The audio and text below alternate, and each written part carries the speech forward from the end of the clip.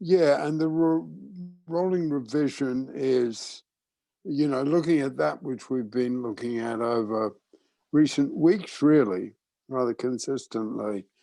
And it's social strata, which are issues of values and politics, class, and opinions of race, religion, um, communication strata, which is how we communicate, whether we get our messages across and whether our messages are received. Um, Emotional strata is all the stuff of therapy. Um, and just going back for a moment, social strata, is memory links because it's our past. Communication strata is all our material about passive listening and the levels of listening. And as I've been talking recently, that, in some ways, passive listening is the soul of this work. Emotional strata is memory links also, and the pendulum, and as I just said, all the stuff of therapy, what we do with our emotional past, where our emotional present is and where our emotional future is. Evaluation strata is the middle and the fulcrum. In some ways, it's the bottom line of this work, which is evaluating in terms of hurt and purpose and how we use advisors.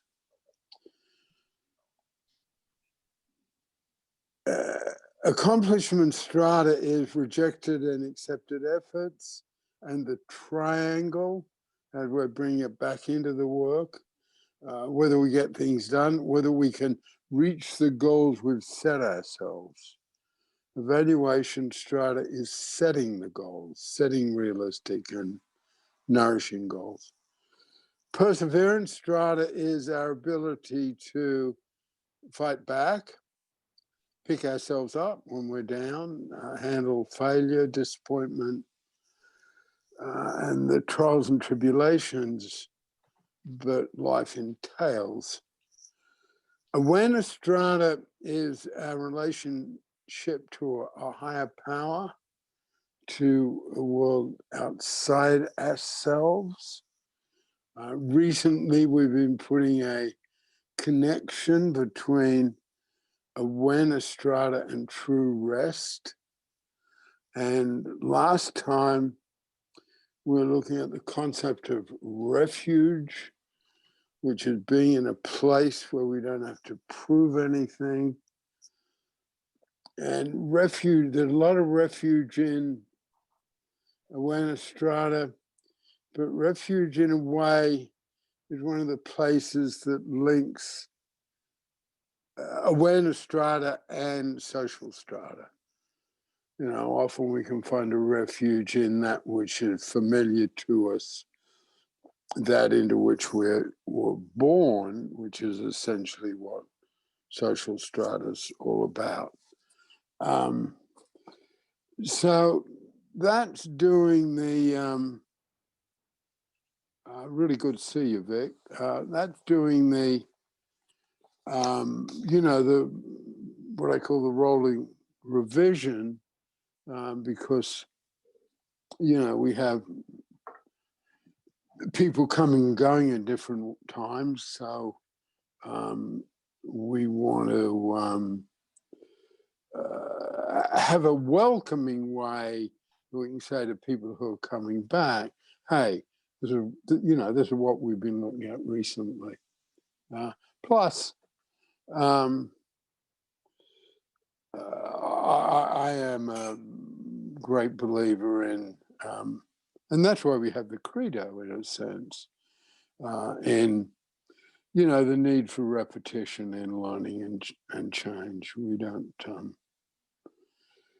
we don't have one great breakthrough and one insight and, that changes everything. I'm not much of a magical thinker at all. Pellin, in a way, has got a reputation of being, in a sense, quite flat, quite down to earth. What's important is not whether, say, in a therapy session, not whether someone gets something astounding out of this particular time together, but whether they're in 6 months' time, whether they're in 2 or 3 years' time. That's the important bit. And any of us who've been around a bunch of years knows that that was a marvelous therapy session you did with me, or someone saying, "Oh my God, you were working so well today." It was all fine. It's like I think it's something Barack Obama's learned, that he even said when his presidency started, because as those of you who know, I'm reading his book. And I happened to be at his first inaugural. And I was, I'm still enthusiastic about the man. I was very enthusiastic about the man then. And I thought his inaugural speech was quite disappointment. It was quite flat. And my perception, I'm a bit proud of this, my perception of it was that was intentional, And that's been proven, because he said to his staff, my inaugural speech has got to be prose, not poetry. Poetry's too easy for me. And it is, he can make a stunning speech at the drop of a hat. But, what has a politician achieved over X years of time? So, that's a background of Pellin. And, this is my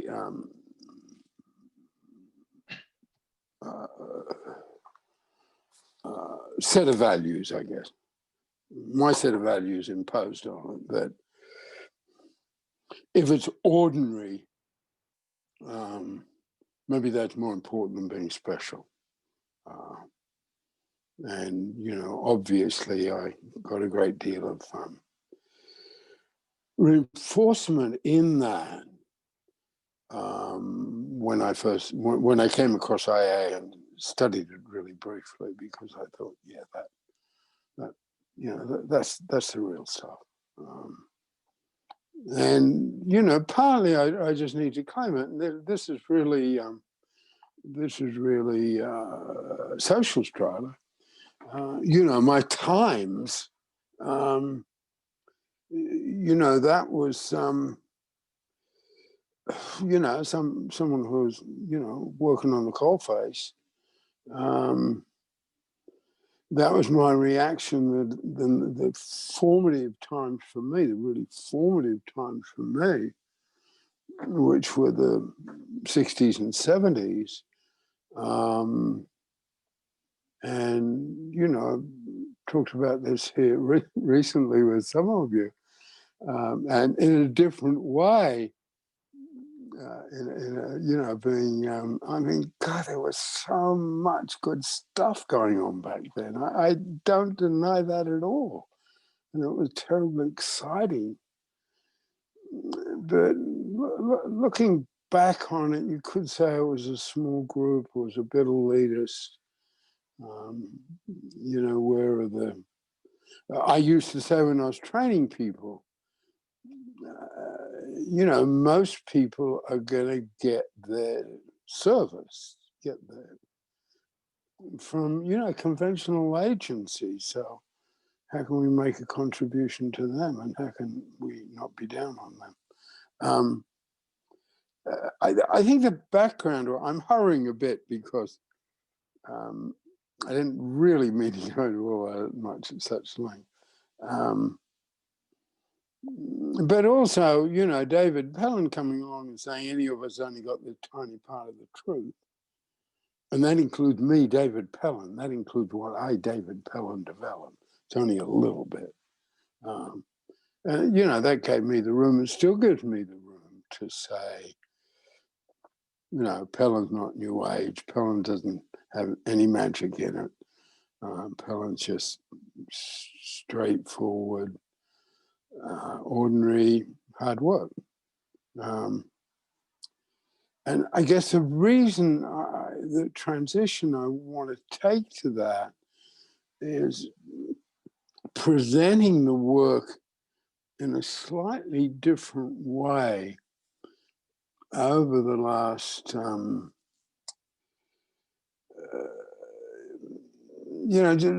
really recently, the last 2 or 3 or 4 weeks here and elsewhere, is what we have, and that's why I don't know if it went, but I've been thinking about it in terms of, I don't know if this expression is that well known in America, but in England it's terribly well known.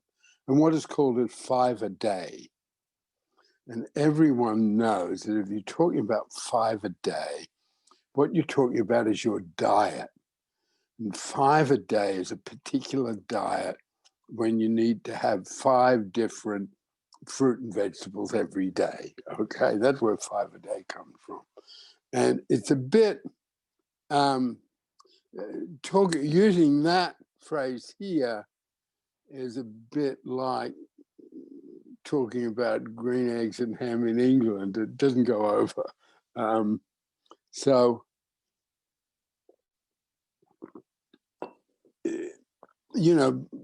what I'm saying in that, and I think it's a different approach, slightly.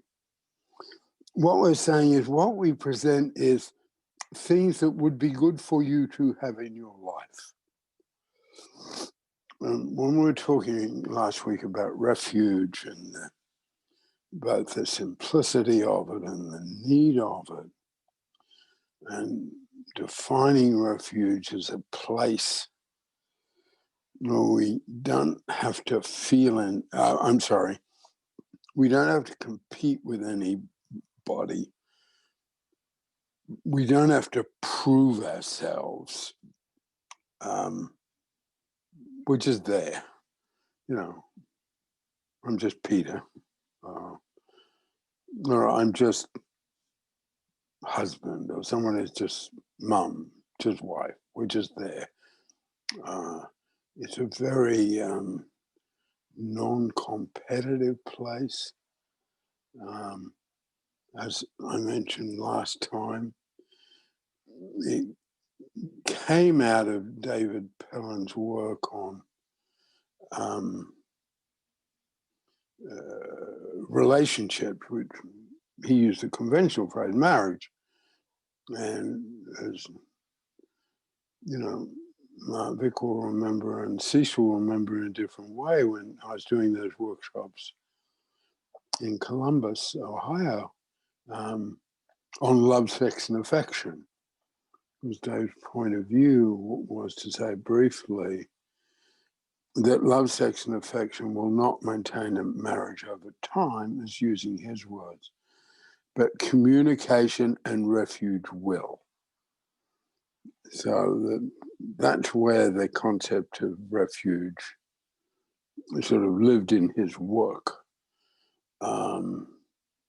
And that's where it's really, I think, for many of us related to awareness strata and social strata. Refuge is often that which our beliefs and our values and our particular things are just there. Okay, we're just there. I've got that. I'm here. I'm here as me. And it's a feeling.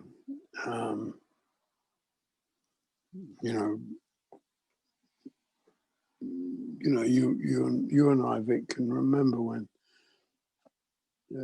because the place where David worked was called the Activator, and they're always just called the unit. And the unit is a feeling. Refuge is a feeling. And I guess this approach I'm looking for, which is, I guess, trying to make my continual search to make the work accessible, universal. Universal is a very ambitious, audacious statement, but that's my statement for the work. That it isn't just for people who've studied it. It isn't just for people into psychotherapy or people into it's for everyone. Shakespeare's audience was the elite and the working class, all in one go. I mean, interestingly, you would not now, I think you'd almost say you would not now anywhere in the world get this sort of audience to a Shakespearean play that Shakespeare got. And that's why, there crude puns in it and sexual innuendos and, sort of, I don't know how to talk about it. It's so revered, but, what would probably then see sort of slapstick humor. And you might get a very wide audience. I think you do get a very wide audience for a television soap opera. The famous one in England is called Coronation Street. And probably people of all classes watch Coronation Street. But Shakespeare, sadly, has become something of the elites rather than the universal quality it had once. The reason I allude to that is that I want to, I want to make I have the ambition to make the work very, very accessible, easily understandable. That's why the diagrams and the circles and what we call the Pellin learning cards, and we can teach it to kids as well as to university professors, and it's as relevant to them. Because one of my strap lines is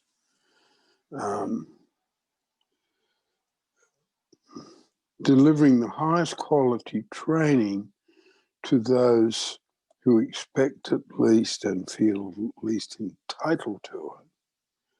The corollary of that is those who do feel entitled to the best and expect the best, that the material that could be useful to a 14-year-old foster girl could be as useful to an Oxford professor. That's that claim. So bringing that into, because the strata is certainly the densest, most complicated part of the work. But, even getting that, so someone could look and say, oh, yeah, wow, that's the place I fall down. Whatever it is, I know I can never talk to my mum and dad the way I want to, or mum and dad saying, I know I don't talk to my daughter the way I want to. That's communication strata, and it's nailed there. So, 5 a day. It's coming in with that different sort of approach. These are 5 things that would be good for you to have. 5 fruit and vegetables that are different. You're better at the diets than I am, Nikki. I've got it right 5 a day, haven't I?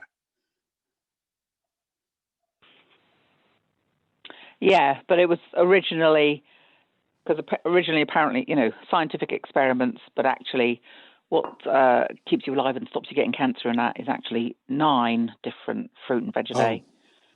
But the government decided that the British public would never swallow it. What, we've got to eat 9? And so they said 5 a day because that's better than none. But yeah, that is the thing, 5 a day. Oh, well, thank you for that, because I'd forgotten, thanks, Nikki, I'd forgotten, how much it was, it came from the government. It wasn't, very, very serious. And of course, England's got the NHS system, so England's got an automatic place where the government communicates with the public about health. That's what one of the things our National Health Service does. So there's always that central point of communication. And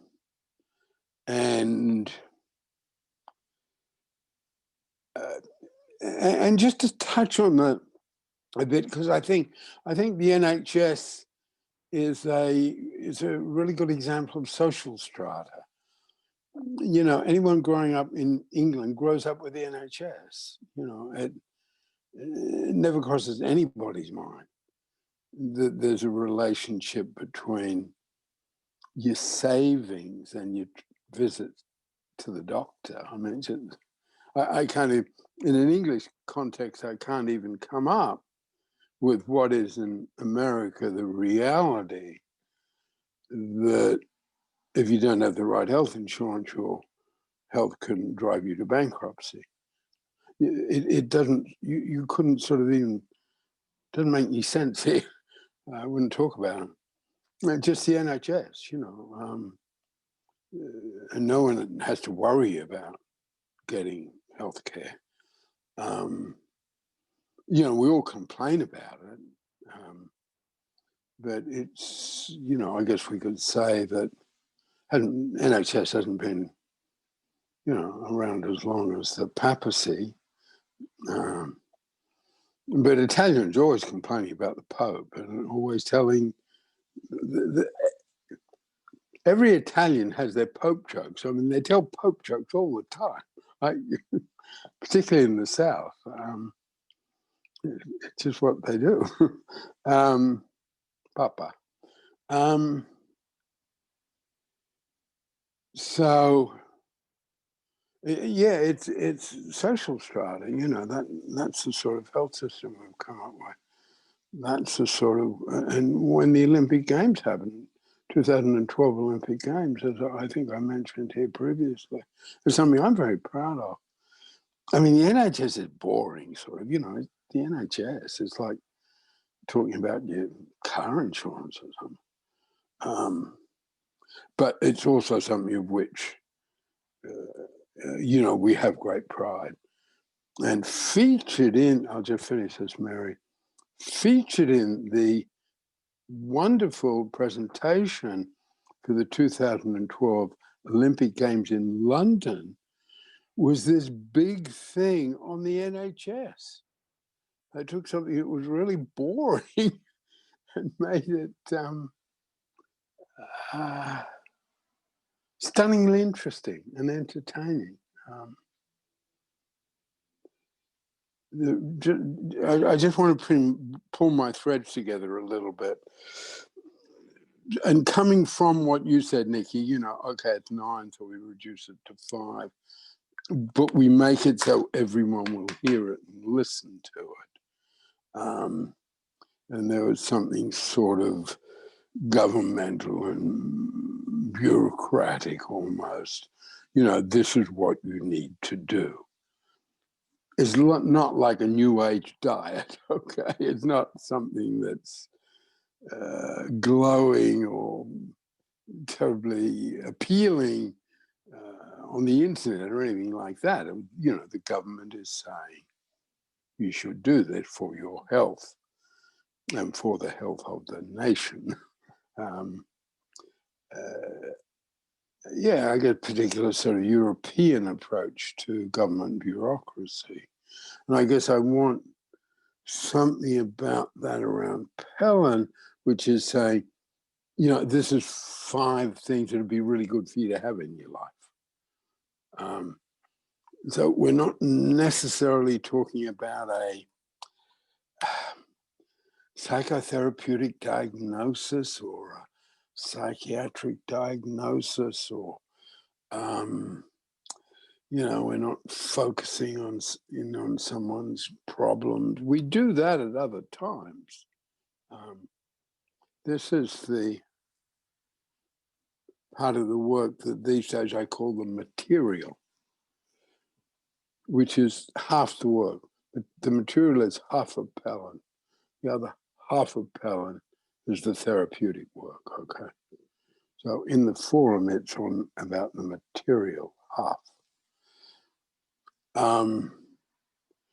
And there, sorry, I just lost my thread a minute. Give me half a minute. Yeah, I guess I think we've always had it. I'm just trying to bring it together in a different way. These would be good things to have in your life. It would be good to have true rest in your life. It'd be good to have a refuge in your life. You need feelings of accomplishment in your life.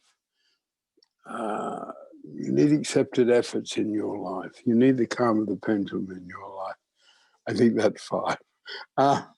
But then, thank you for bringing your bit, Nikki, about, did you say 9? Nikki was the first bit? Yes. Thanks. Yeah, because I do want to bring in others, right? So that it solved my very complex intellectual, methodological, philosophical problem. 5 ain't enough. But still, we can stick with 5. If the NHS stuck with 5, we can stick with 5. What the hell? It's a good start. And yeah, maybe after the 5, we can go up to the 9, because that's what the NHS said about our diet anyway.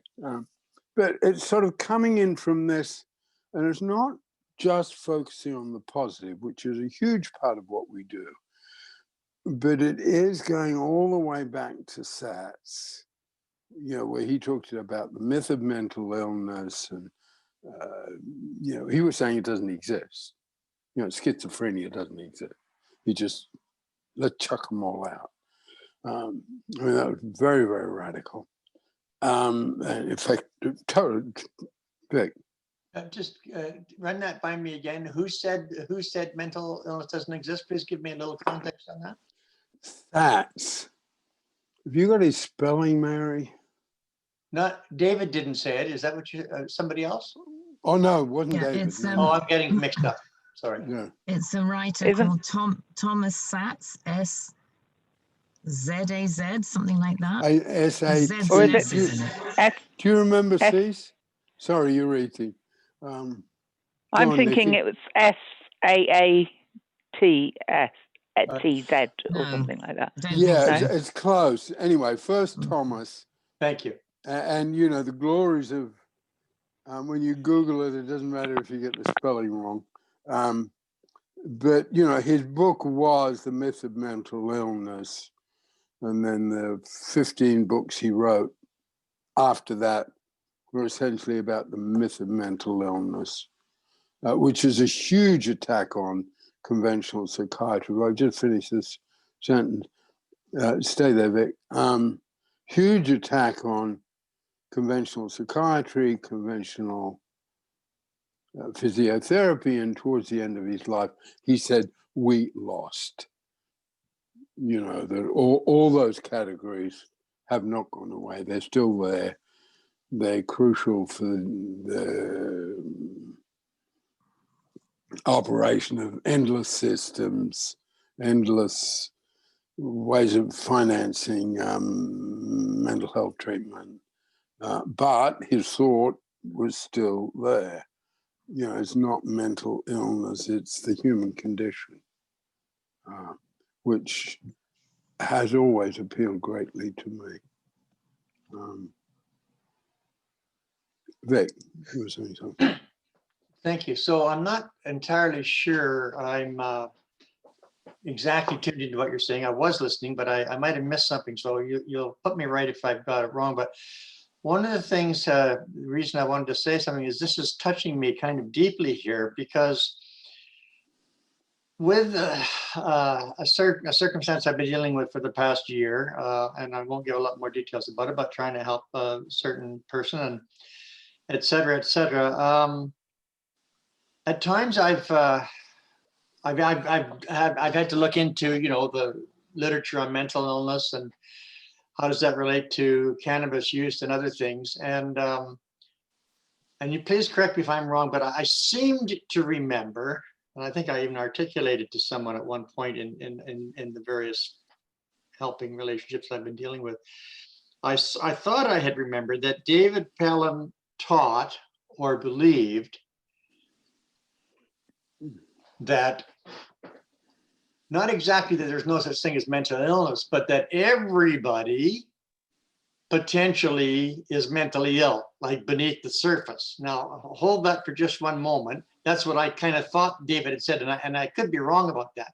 But then my own reasoning comes in and says, well, yeah, if you've got somebody, you know, finishing off a degree or a high level, you know, vocation, and they're getting to the journeyman status or whatever, and they're doing a lot, right? And then they've got some other heavy things going on with family or spousal relationships or whatever, and then you throw some drugs in, right? Boom, you've got a mental illness. Now that's kind of what I think. Now, correct me if I'm wrong. Put me right if I'm wrong. And on 2 points, did David sort of have that view? I sort of have the view that if you take any human being and you put enough stress factors in their life and then throw in some drugs, you've got mental illness. And whether it comes out as paranoia or schizophrenia, in one sense, in a bird's eye sense, I sometimes think it doesn't really matter, because anyhow, let me get your responses to that and tell me if I'm right, wrong, or in between or whatever. Well, again, there's no right or wrong.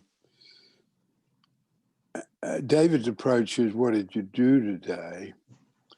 I guess my approach developing from that is what will work, and maybe what will work today, okay? And going back to, you know, I've got a passionate take on, say, mental illness. I've got my views on it, but, you know, that's this tiny little bit amongst other people who've got theirs. You know, Freud's got his, the psychiatrists have got theirs, the academics at universities have got theirs. I just want to put that background in, Vic. I think that, going back to what David said about that, he didn't quite say, he didn't quite articulate it the way you articulated it, but it's been a long time ago, and both you and I are saying different things about David after 50 years. But absolutely, it's where he was coming from, and certainly where I'm coming from. And yet I'm not denying there aren't problems in it. I'm not denying that at times psychiatric diagnoses are a very good idea, just the same as in the main. You know, I'm one of the people that is opposed to drugs, and that's why I'm a Pellinite, because he was opposed to drugs. But I'm not saying they don't work for some people. You know, if I can just finish with this, Mary, hold on a moment. You're next. So yes, he would have said that, because one of the things, when marijuana and LSD came into Vancouver, it was like when they came into Haight-Ashbury in San Francisco. They came in like, well, the age of Aquarius had arrived, you know, and And he was the one person I knew. My boss was taking LSD. My colleagues were taking LSD. You know, it was a big deal, and it was wonderful. I, for some reason, didn't, partly because I was just busy. And then David was the only voice I heard in Vancouver at that time who said, this is mind-changing, and in that sense, it's not a good idea. And in that context, he would have said what you're just saying, you know, it could bring up these other factors. That's just answering your question directly. Before we go back to that, Mary, you've been waiting, sorry. Yeah, no, I just wanted to contribute to the discussion, what you put in a text to me this morning, because I felt it was like a good, solid context what you put in the text. I'm just going to change the order a bit, though. The Pellin 5 a day, what we have in Pellin is the things that people need in their lives, a positive and constructive approach to what is called mental illness. Yeah. I just wanted to give that context, because I think kind of got, it wasn't quite clear that that was what you were trying to say, I thought. If it, yeah, Vic. Throw your own words back in. You'll have to forgive Cynthia first, Vic. Oh, sorry, and go then ahead. you, Cynthia. Yeah, well, I have something to contribute, but that can wait. The one question I have is, because I didn't know what the topic was for today. Is that so for when I'm doing the video? So is it 5 a day? I think the topic's 5 a day. And I was wondering if Mary could write that in the chat. Maybe we've got in brackets. Please Google NHS bracket, National Health Service, close bracket, 5 a day. Okay, I will. That's maybe Mary joke. can help me figure that out. Yeah. Thank you. Okay, Vic. Just to it's a little bit difficult for me in ways, and in some ways it's very pleasurable, but it's also difficult. I hope that's a bit of a paradox. I got to tell you a little bit. I'll tell you this little bit, and then maybe later on in this session, I might share, if it's appropriate, I'll share a close encounter I had with David Pellin in the activator unit. But this is a bit of background before we get to that. But I'll just share this. And what Peter said there, you know, this business about this coming into Vancouver. I can tell you, you know, that I was, let's say I'm 18 or 19, whatever. And, you know, from 15 to 20 were, I call them the nightmare years of my life. And it was a lot of alcohol,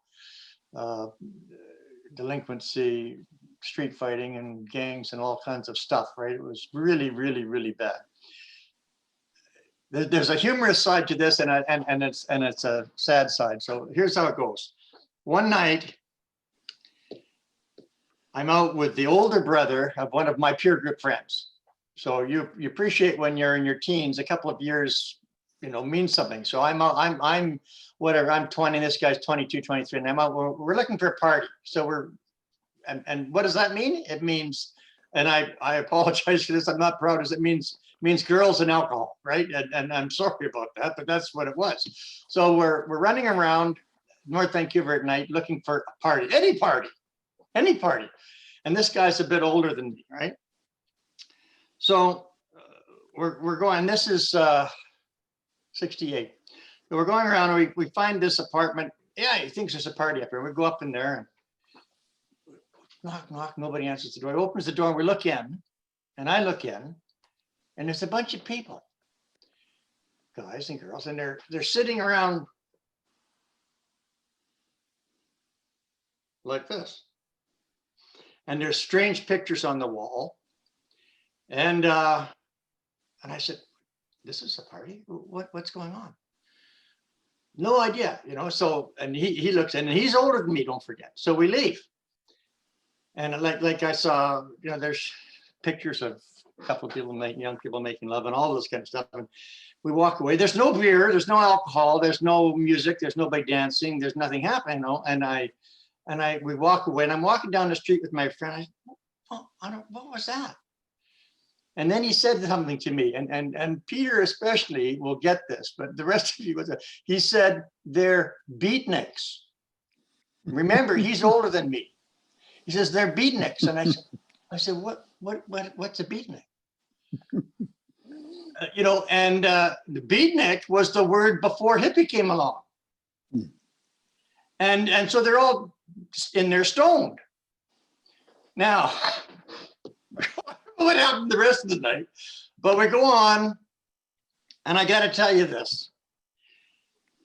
At one point, and maybe we'll lead up to the other thing I was going to tell you later on in the session. Summer of my 20th year, quote unquote friend said to me one day, let's go off in the forest here. I got step off the road and go into the forest. I got something for you. Okay, great. So he pulls out a joint, and and he's marijuana. I said, what? Marijuana? Nobody in my peer group ever heard the word marijuana. No idea what is this. So okay, let's. So we smoked this marijuana. Wow, huge high, like right away. Boom. Now, this is historical. I'm going to tell you, you know, I'm connecting what Peter said. In my peer group, nobody, marijuana? What were those people sitting in, you know, what is that? What is that? In 3 months, everyone and their dog was smoking marijuana. Yeah. In 3 months, everyone and their dog was smoking marijuana. And in my peer group, I was sitting in the beer parlor one day. I said, where's John? And one of the guys said, dead, heroin overdose. So you'll forgive me, but anybody that ever says to me that marijuana is not a gateway drug, and I see red, right? Because I saw it happen to my friends. And when Peter says how fast it came in, I'm telling you that in my memory, anecdotally, you know, this is not a scientific thing, it was like 3 months. And it was everywhere. So later on, if it becomes appropriate, I'll share a close experience I have with David Pellin that connects with this story, but I don't want to dominate our discussion, and I thank you for listening. Thank you. No, that's useful, and also, well, particularly because now, this time, I guess Pellin and me in some circles sort of ranking in terms of substance abuse work, and you know, associated with some of the best substance abuse work in the States, in Ann Arbor, in Cincinnati, Ohio, in particular. So I guess we've got a particular take on some of those issues that are like, it can be, but I don't think marijuana is necessarily a gateway drug. And, you know, there's a lot of stuff about drugs, but within that, you know, the cost,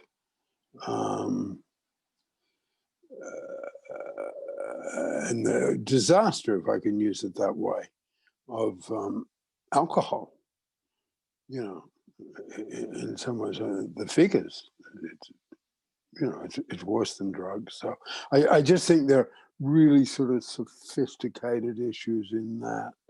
And then in any one of these issues, I just say, you know, we've just got a little bit, but just the same as, you know, what I talked about Thomas Satz and the myth of mental illness. I don't in any way want to take away that, you know, for some people, if you could use the phrase on both sides of the couch, you know, whether someone's a practitioner or a client, you know, some of the conventional psychiatric approaches for some people are of crucial use. I guess I sort of hear particularly, you know, it's a sort of there's something public about a forum. I sort of want to put in that balance.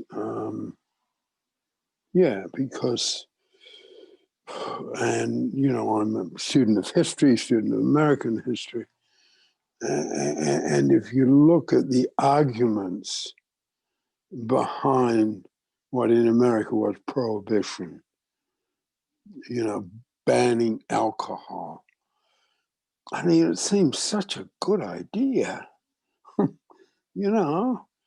This is coming, you know, it mainly came from women. It mainly came from women who'd seen their households destroyed by liquor and booze. So let's legislate it against it. And that did not work. That was a dumb idea. That increased crime. That did not cut out alcohol, drug, substance abuse. So I just think they're very, very, very complex issues. And they don't seem to go away, do they? I mean, they're still around. Cease. Yes. Yeah. What, You want to come in? no, I was just telling Mary I need to leave soon. I have I'm going to have Okay, to good go. luck. And I thank you. I was asking Mary about details for tomorrow when we start Yeah. virtual. Okay. So I suppose you'll send me a link, Mary? It's just this link, Cease. It's always this one. This link? Yeah. Oh, okay. At noon tomorrow. New for Okay. you, yeah. All right. So Okay. Good luck with your speech, Cease. oh, thank you. All right. Okay. Bye-bye. Bye. Thanks. And you know, I think at times, you know, someone like myself, and you know, very much influenced by David, and David was adamant against it. But I think we sort of at times need to parallel it with alcohol. And you know, a lot of people use alcohol, you know, as a enhancing, civilizing aspect of their life. And you know, people like me, I think you can get into, oh my God, you know, obesity is killing all these people and a terrible thing. So why don't we make food less appealing?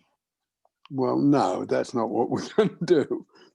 You know, the art of, the culinary arts of some of our best arts. And I guess you could say that those who can,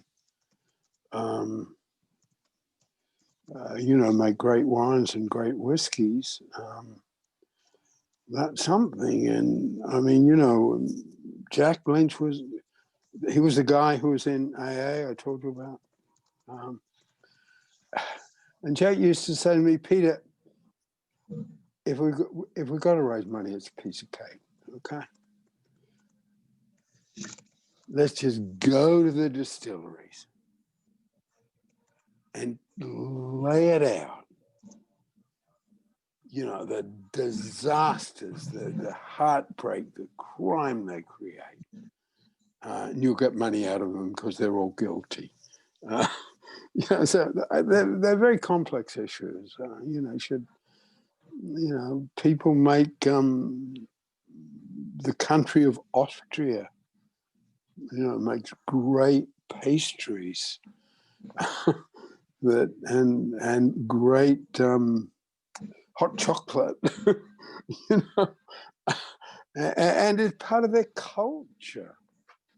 So, you know, I'm sure that, you know, I don't know, somewhere in, you know, I guess I was so sort of opposed to it that I was stern on the other side. I was a bit like, on this issue, I was a bit like, you know, the people who wanted prohibition. And they wanted it. I mean, if you read the history of prohibition, it's undeniable. You know, woman after woman, girl after girl, young boy after young boy, standing up at a tent meeting saying what alcohol did to their husband, their daddy, their grandpa. And, you know, it swept across and it didn't work. The unintended consequences were it just didn't work. It was a disaster for the country. So, you know, and I mean, the prohibition of alcohol, say in the Arab countries, is sort of like a form of oppression. And, you know, I'm sort of, yeah, so I think we have and maybe that's something I like, you know, given all these really sophisticated arguments that are necessary to hold on to, because I wouldn't want Pellin, yeah, Cynthia. Actually, there's a couple things. One, I think that in terms of, and one of the things I like about Pellin, it is the sort of, you know, this is the things that you need in your life. This is, instead of focusing on the, you know, the other stuff. And I mean, one of the things that obviously I mean, it's one of the things with when you are obese, that it's not something you can hide, you know, and everybody focuses on it. But a lot of times the focus on these things creates a lot of the problems. Like one of the things I've been reading, this book, Health at Every Size, I stopped reading because I got enough and I was just practicing with what I've got. But one of them was that that the body issues that a lot of that focus had, particularly on women, although I guess men are thing too, actually created the problem it's trying to cause. And one of the things that it created was being out of touch with your body. And I guess your body does kind of, your body will regulate itself, which is actually why it's hard to lose weight if more than 10 or 20 pounds, because then your body is designed to fight off starvation.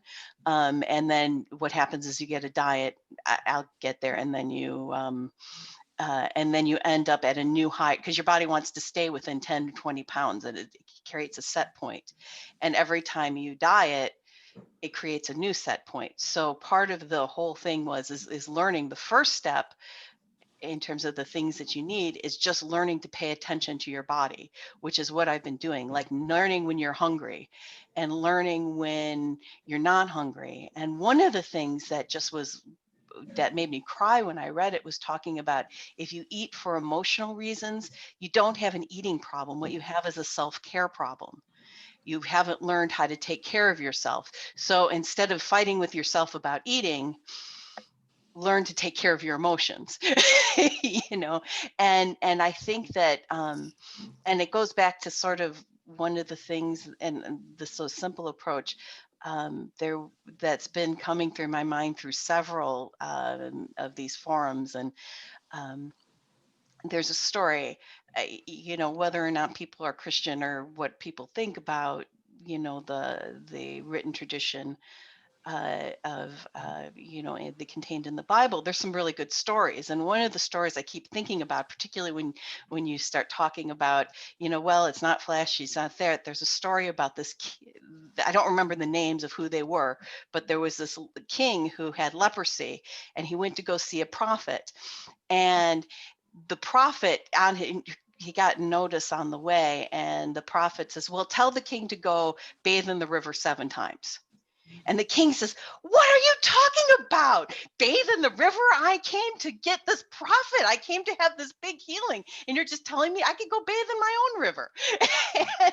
and then the prophet said, I'm paraphrasing, obviously. The prophet said, if I told you to make sacrifices and to do all these other things, you do it, right?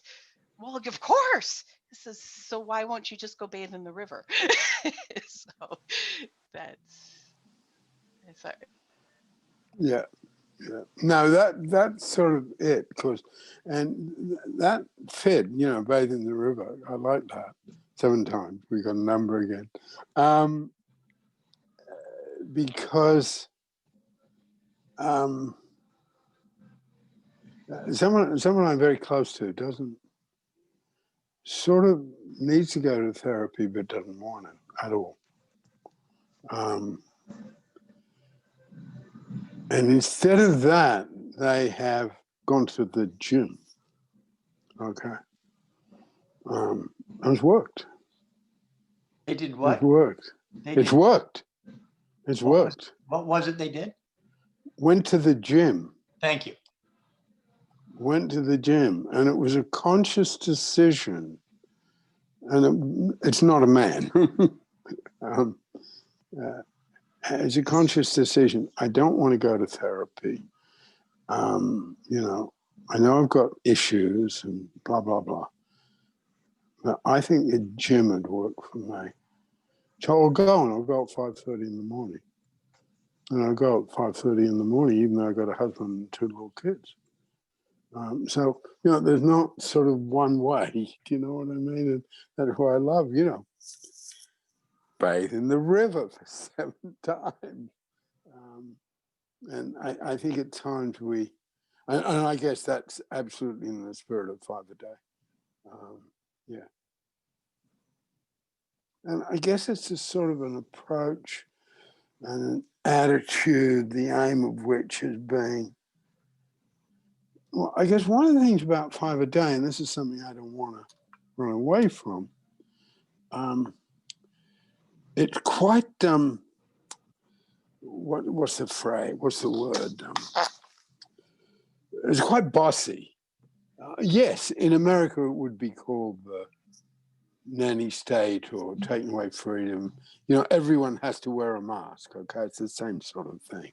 And getting that message across in a country like England or Germany is not hard at all. It doesn't mean everyone will do it, but no one doubts that someone has the right to wave their finger at you and say it. So this is, and someone who sort of studied with Fred, studied with Carl Rogers, came up through the whole personal growth movement, human potential movement, beatnik times, as Vic was saying. I'm sort of coming down on something a little bit like the school teacher or the sergeant major telling you what to do. Okay, 5 a day. You do that 5 a day. But I think because we have transparency, I believe we can do that. There's always been a very large teaching element in Pellin, and you cannot have that in psychotherapy unless you're prepared to apply it to yourself and come from yourself. Otherwise, it looks as though you're moralizing. And that's where, whole thing emerged. You couldn't use the word help because, someone is a helper, a do-gooder, those sort of things. But and this is going back to basic theory, if you've got Martin Buber's idea, if you've got an egalitarian approach, if you've got the 7th strata where not one is on top and there's no guru, then you can teach directly, because you're using examples from yourself and you're not saying, well, let me tell you how I had the problem that you had. I once had the problem that you have, and let me tell you how I've come through it. That's the patronizing bit that's coming from on high. That's the guru stance, rather than say, this is the struggle I am having today. And these are the details of the struggle I'm having today. And the whole Pellin approach, which wasn't David's, or Fritz Perls, or Carl Rogers, or Sigmund Freud, all of them were very, in the main, concerned to protect themselves, not put in the details of their lives and not put in the details of their daily lives. We do. Yeah, Vic. You know, really, really important things being said here. Cynthia, I really was very touched by what Cynthia said. I've been researching the set point business as well. And Cynthia touched on something really, really significant when she said, you know, recognizing the difference of when you're hungry, when you're eating because you're hungry, or you're eating food for emotional reasons. And I mean, I struggle with that. And dark chocolate is one of the things that I really like. But that's really, really significant. And when you think about David Pellin and what it did for me, even though I might not have had these exact thoughts when it happened for me, but the idea that this person could teach you, I'll teach you how to make a contribution from your hurt, which is coming back to what Cynthia is saying about self-care. What you need to learn is about self-care. The fact that you can sit in that activator unit and say, oh yeah, I'm hurt, I messed up, and oh, I can make a contribution out of this. I can grow from this. Was an amazing thing. That was an amazing thing. And you know, Peter, when you're looking for, you know, whether it's the high five or whatever you call it, I mean, that essential thought that you can make a contribution out of your hurt is tremendously significant, because if you can't, what's going to be? It's going to be alcohol or drugs or, you know, other things that are negative, right? Because you're hurt. What are you going to do with your hurt? You're either going to build something from it, etc. And that's what the fantastic genius of David Pellin was. And he was in your face about it, as Peter well knows. He, you know, he would, you know, with his finger and everything else. And so I don't know. I think I'll try and tell, would you like me to tell you a little close encounter with David Pellin, the activator unit, that relates to this material? Sure. It'll take a little bit of time. I'll try to be quick, but if you've read my essay, you know a little bit about that. There's several years went by, and Lee Danvers, who was a ring holder, introduced me to David Pellin. Lee Danvers was a minister guy in North Vancouver, and as such was peripherally connected to me and my peer group. And that's kind of how he eventually got me over. He saw me on the street one day, said, come over to this guy on 4th Avenue. I said, no, I'm into cosmic consciousness. And then I had this dream. There's a light shining on 4th Avenue, right? If you read my essay, you know about that. So in the peer group that I hung around with. Remind me, let me just interrupt you a minute, because I'd lost that name and I want it. The guy who introduced you today. Lee Danvers. Lee and Ellen Danvers. Yeah, they're both passed on now. They were important people in my life. But anyhow, in my peer group, and I'll quick, in my peer group, you know, there was people that were like, to be really, there was a lot of really male teenage violent stuff and everything else. I remember stepping out of the pool hall when I argued with my friend, and we got into a fight, and he happened to be a Golden Gloves boxer. So I got the SHIT, you know, kicked out of me, right? Even though I did my best. So that kind of stuff was the peer group. There was a guy in my peer group who was tall, handsome, got on well with the girls, could handle himself physically, but he wasn't a bully. And he, for some reason that I've never really known, seemed at times to show a little bit of respect for me. And so you can appreciate that in those years. Oh, this is kind of important. He wasn't a close friend, but he was always smartly dressed. He was a nice guy. He was well-mannered, didn't even use much foul language, got on well with the girls, could handle himself. And so, and he kind of showed me a little bit of respect. And if you can understand that. So then, as I told you, I went out looking for a party. This other guy was beatniks, no, it's hippies. And then 3 months later, boom. And I'm sitting in the beer parlor, and I said, where's John? And I'm talking about that guy, that nice, suave, handsome, nice guy, dead, heroin overdose. And so it was probably within about a month of that. No. So what, then I had a spiritual awakening, dedicated my life to spiritual things. And it was about a year or two later that I ran into Lee Danvers on the street, took me over to David Pellin, right? So there's a sequence. So I took the lessons of David Pellin twice. So we're talking about approximately, I guess, Peter, 9 months or a year. Somewhere in the second round of lectures at the activator unit. One night I'm getting ready to exit out of the unit. And the unit was, you'd come in off of 4th Avenue, there'd be this first little room, which was, as Peter well recalls, was coats and hangers and stuff like that for your boots and stuff. Then there was the big room with the rectangles and where David did his teaching, and then there was a back room. So one night I'm on my way out and I wanted to have a word with David. I just want you to know that I've never at any time in my life ever spoken about this until this moment now, ever, to anybody. This is a special thing. And so I'm on my way out and I wanted to talk to David. So I'm stepping out into that last room area and David's talking with a young woman. So I'm standing, you know, as two people are talking, you're standing, you know, 1.5 yards, 2 yards away waiting.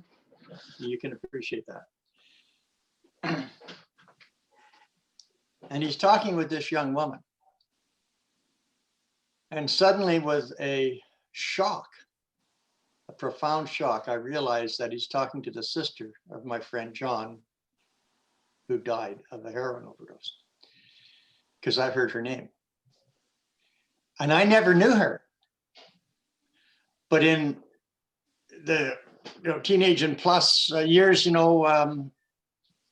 the younger sister of one of your peer group might have known me, right? By a little bit. I didn't know her, but I knew. I'm standing there in a state of shock.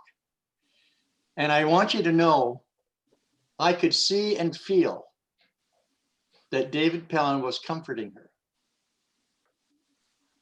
about the death of her brother. And I know that because I could see the relief coming over her face as he talked with her. Peter said once that David could reach out, emotionally touch people. I could see this relief coming over her face. I was in a state of shock, a stunned state of shock. Here was the sister of my friend who was dead from a heroin. When I could do nothing in those, before I met Pellin, I could do nothing. Well, this catastrophe happened to me and my peer group and all my friends. And here's this moment. And I've never spoken about this to anybody in my life, and you're the people that deserve to hear this. She looked at me for just a moment, and another wave of relief was over her face. And this part is subjective and is my speculation. She knew who I was. And I'll tell you why, because it was Lee Danvers that brought her over. So Lee had had a conversation with these people.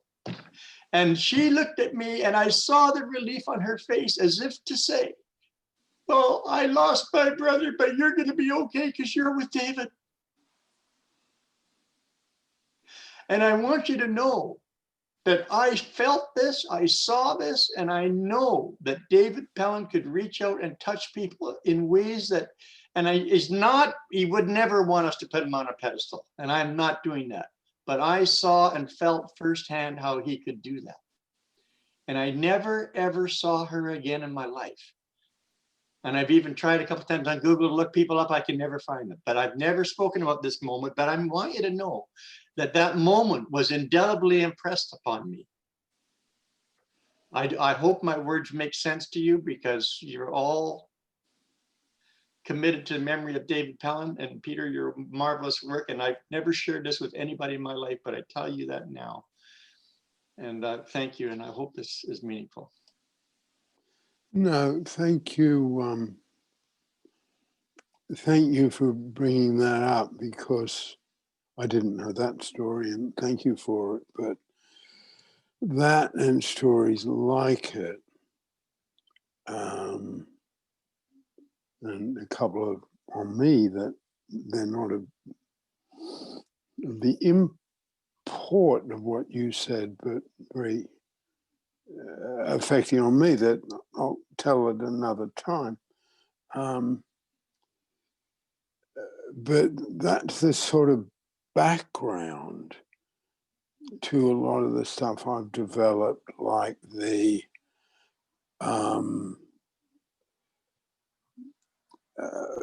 the community strand, the unofficial strand that goes parallel with the official strand, that particular part of that we put out in the forum. Because I think the huge importance of the story you just told, Vic, there have always been people like that. And in another place, which I'll also touch on another time, that which I think you'll understand, but also understand the reverence of what you said. And I presented this to my philosophical group. I call them tender moments, and they're sort of passing. And I even said in that presentation, I said at times it's just a look, but that what I call tender moments are life-changing. And, you know, he had the ability to do that. And it's very hard. And that's why I developed the, you know, 2 strands and a whole lot of theory, blah, blah, blah behind that. But so there's a place for the importance of that. Because, you know, my God, we've got to not lose those moments. I thank you so much for telling it. And, you know, this is something that we've worked out, Mary and Cynthia. You know, if it's okay that that's recorded, because you have a choice whether that's recorded or not. Okay? Please, I'm not quite sure I understood what you're saying. You're saying something about. Well, these are recorded and they're put up, but I can delete all Oh, of them. I'm okay with everything I just said. Being Yeah, that's why I want to double check with you. Because it does go up on a YouTube that can be seen by anyone. Now there's only a few, mostly it's just us who looks at them, but if you all, I mean, unless from my perspective, I mean, it was a very special tender moment, and I'm happy to share it. Well, that's why I wanted to double check. I'm okay with it as long as none of you, as Pellin Institute, don't see anything, you know. Oh no, wrong about it. That's fine with me. No, it's gold. It's a jewel, for sure. And to have it there, and for you to tell that story after all this time, and for that to be there because of modern technology in a way that David couldn't have dreamed of. It's something that I never forgot. You know, I mean, it's a strange thing in the sense that I didn't write it in a journal. I didn't, it's something like, you know, how you forget things in your life, right? It's something I could never forget because I felt something there. David could do that. And thank you. Mary. I didn't mean to jump in, but it's just something that was very touching. Thanks, lovely story. I was just thinking about the whole Pellin 5 a day thing and the thing you were saying about ordinary. And it reminded me of when I worked in a community mental health centre in something called a clubhouse. And that meant it was like it's a drop-in centre for people with Axis 1 diagnosis, and it was funded by some of those people got the state insurance called Medi-Cal. We wrote up notes on them, and that's how it was funded, but anybody could drop in.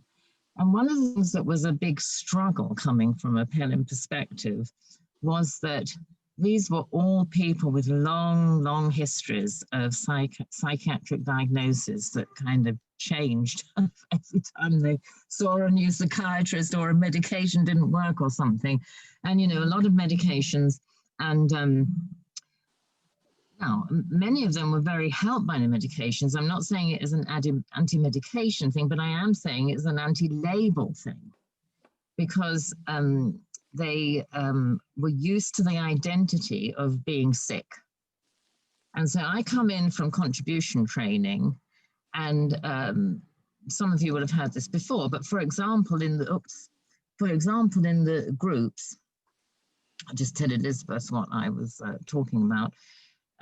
Elizabeth, I'm just talking about when I worked in a community mental health centre and how the people who came into the drop-in group had identities as being sick because of their diagnosis, and that was their life centered around when the diagnosis changed and what it meant. Anyway, so when I came in and started doing groups, some of you have heard me say this, they couldn't listen to each other, they couldn't stay still, they couldn't stay in the room. And it was bleak because they felt, well, we've got this place to hang out and we can get a lunch and we can get taken for a walk. And so I brought in the Pellin tools, and I brought in the idea of strength and health, and I helped them find themselves really outside of their diagnosis. I helped them say, you know, we all need and feelings of accomplishment. What can we find in your lives? And I taught them about purpose. And I suppose the biggest contribution I made was that I treated them as people in the room with me and not as people with diagnosis. You're very easy in a community mental health centre that's wonderfully motivated and there to help people as much as possible, but it revolves around the medical model.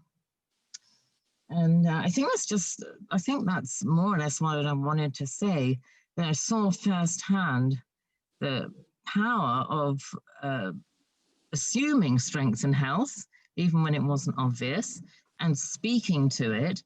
And the end of the story about all the way people couldn't listen to each other and things like that is that, lo and behold, if you put in a Pell instructor and you do rounds and I share too, and you use transparency and it became, people could tolerate listening to each other, staying in the room. They'd ask if they needed to leave to move around, etc. So, and then one time we had an MFT who was very medically minded, and in one lesson on one group she rang about complying with medication, I watched everybody get sick because she was looking at them assuming that they were sick, and they all obliged. And I can't remember, it's too many years ago, how I saw that, but they became weird. So I just wanted to explain that, you know, it's very personal to me, the importance of strength and health is personal to me in my own recovery story, but that experience was very valuable on being surrounded by people whose lives were ruled by, I am this sick person with this diagnosis.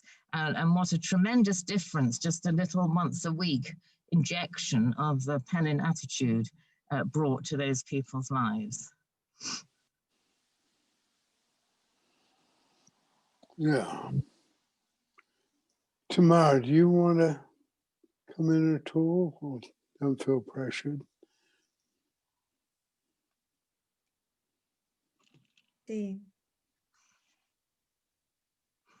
Well, I was thinking about the when you mentioned when you're talking about Medi-Cal or SSI, you know, like or Medi-Cal clients. So just God, I had such a similar experience that the I worked in an agency setting with patients. You know, they were on drug diversion from San Quentin, so they were mostly incarcerated, and they fought like hell not to have a diagnosis because it would really, it's not good to have, not good to be seen as crazy in prison culture. And then there were people who were indigent off the street with mental health diagnosis and addiction instead of just the addiction. And they were really held apart from the it was stigmatizing. And I felt like I was there like with a branding iron, you know, and somebody got dragged in there and they'd talk about chemical handcuffs. And I was aware of the power I had to literally to kind of brand someone, or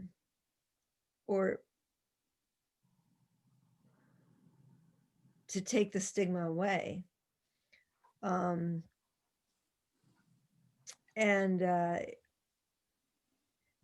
it's incredible the power of one person. I was just one person with 100, residents, and I would meet with, I would do a group or meet individually once a week, same as you, Mary. And I saw lives change, and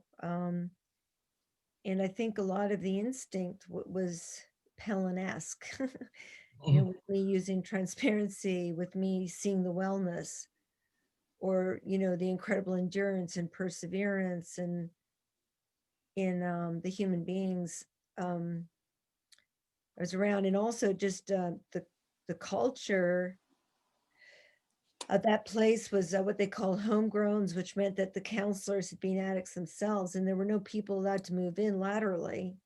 And I was that person, so I generate income, same as you, Mary, like for everybody else that was there. And there's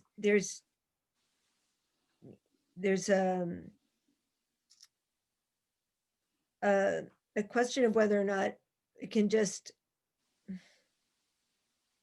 how it can be there and not do damage, but use the official strand to get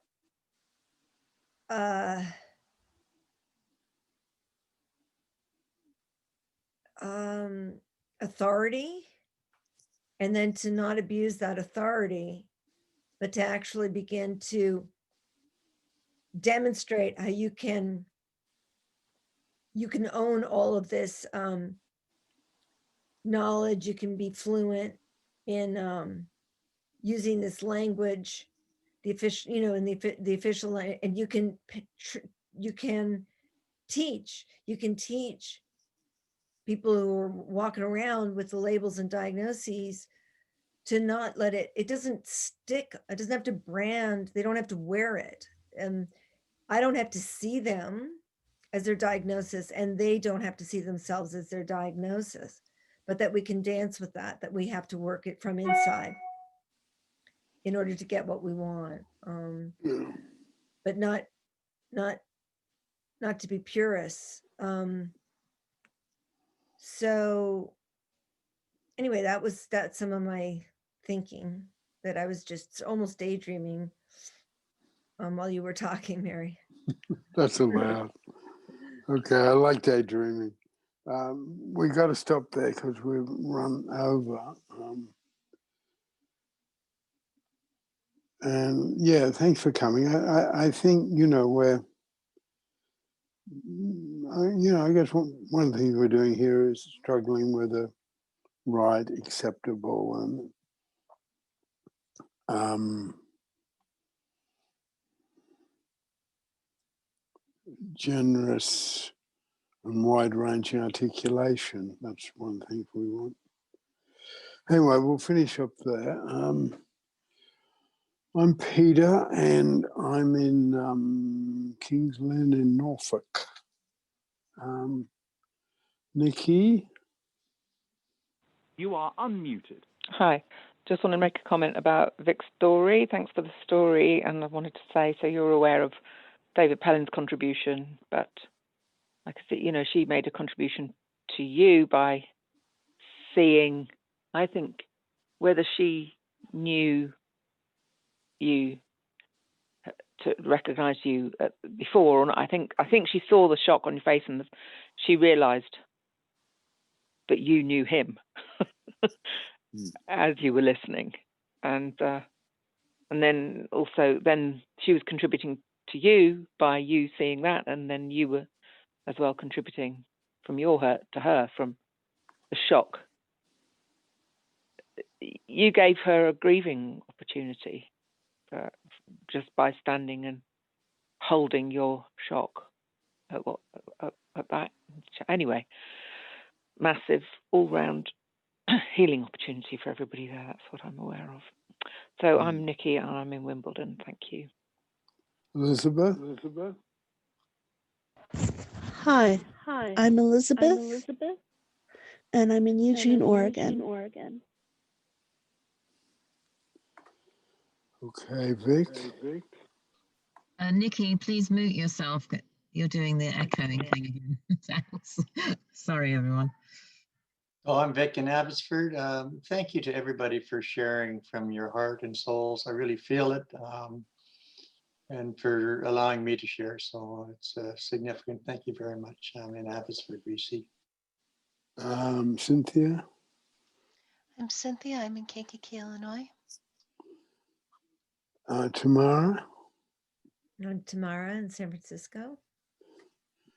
Mary. I'm Mary in Rosarito Beach, Mexico. And just to remind anyone who's going to Virtual Pellin Italy tomorrow to stay on the call just for a few minutes.